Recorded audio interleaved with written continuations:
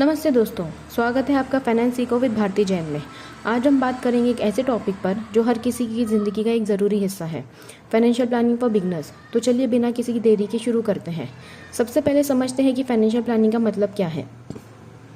ये एक प्रोसेस है जिसमें आप अपने इनकम, सेविंग्स, एक्सपेंसेस और इन्वेस्टमेंट को प्लान करते हो ताकि आप अपने फ्यूचर गोल्स को अचीव कर सको।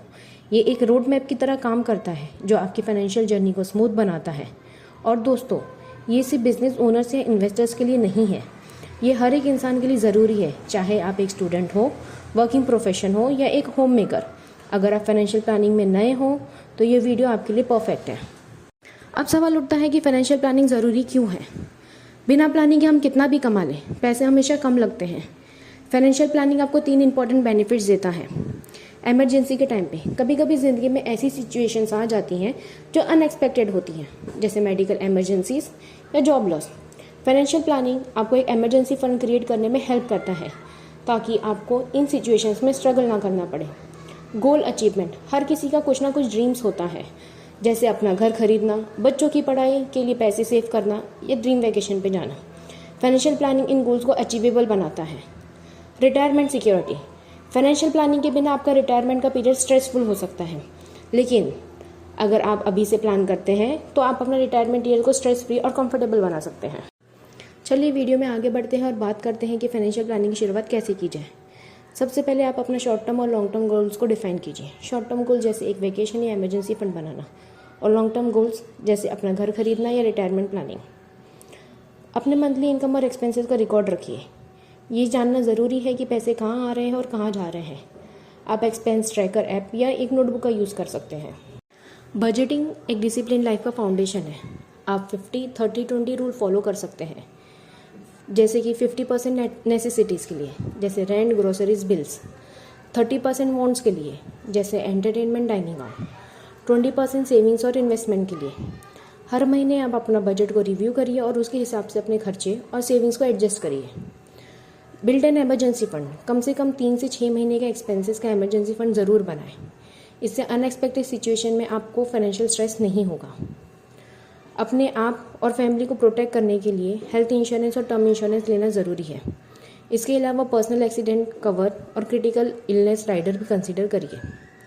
दोस्तों, कंपाउंडिंग का मैजिक तभी काम करता है जब आप जल्दी इन्वेस्टिंग शुरू करें।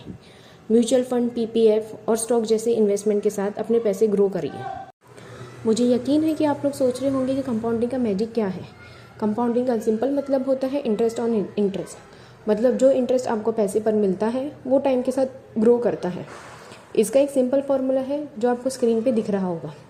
चलिए समझते हैं इस एक एग्जांपल के सहारे। मान लीजिए अगर आपके पास 10,000 है और आपको एनुअल इंटरेस्ट 12% का मिल रहा है, तो आपको फर्स्ट ईयर का इंटरेस्ट होगा 1200 रुपये। कैसे? 10,000 इंटू 12% के हिसाब से। सेकेंड ईयर में इंटरेस्ट होगा 1,344। क्यों? क्योंकि 11,200, मतलब जो पिछले साल 10,000 और 1,200 का जो इंटरेस्ट मिला था उस पर आपको इंटरेस्ट मिलेगा। इस प्रोसेस में टाइम के साथ आपका पैसा एक्सपोनेंशियली ग्रो करता है, इसलिए कंपाउंडिंग को 8th वंडर ऑफ वर्ल्ड भी कहा जाता है। फाइनेंशियल प्लानिंग एक वन टाइम एक्टिविटी नहीं है दोस्तों। हर 6 महीने या साल भर में अपने फाइनेंस को रिव्यू करिए और इनकम एक्सपेंसेस के हिसाब से अपने प्लान को एडजस्ट करिए।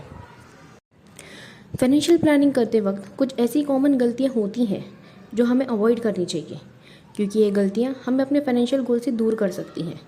जैसे सिर्फ सेविंग पे फोकस करना और इन्वेस्टमेंट को कम्प्लीटली इग्नोर कर देना। ये एक बड़ी मिस्टेक है, क्योंकि इन्वेस्टमेंट से ही हम लॉन्ग टर्म वेल्थ क्रिएट कर सकते हैं। इसी तरह अगर आप अपने हर पैसे को स्पेंड करते जा रहे हैं और इमरजेंसी फंड नहीं बना रहे हैं, तो इमरजेंसी के टाइम पे आपके पास अननेसेसरी प्रेशर आ सकता है। क्रेडिट कार्ड का गलत यूज़ भी एक कॉमन मिस्टेक है जो कभी कभी हमें अननेसेसरी डेट ट्रैप में फंसा देता है। और सबसे ज़रूरी बात, अपने रिस्क टॉलरेंस को समझे बिना इन्वेस्टमेंट करना या रिटायरमेंट प्लानिंग को इग्नोर करना, ये दोनों चीज़ें आपके फाइनेंशियल फ्यूचर को नेगेटिवली इम्पैक्ट कर सकती हैं। इसलिए प्लानिंग करते वक्त इन पॉइंट्स को ध्यान में रखिए और स्मार्ट डिसीजन लीजिए। तो दोस्तों, फाइनेंशियल प्लानिंग आपको फाइनेंशियल सिक्योरिटी और पीस ऑफ माइंड दोनों देता है। अगर आप अपने पैसों को स्मार्टली प्लान करते हैं तो आप अपने गोल्स को अचीव करने में कॉन्फिडेंट फील करेंगे।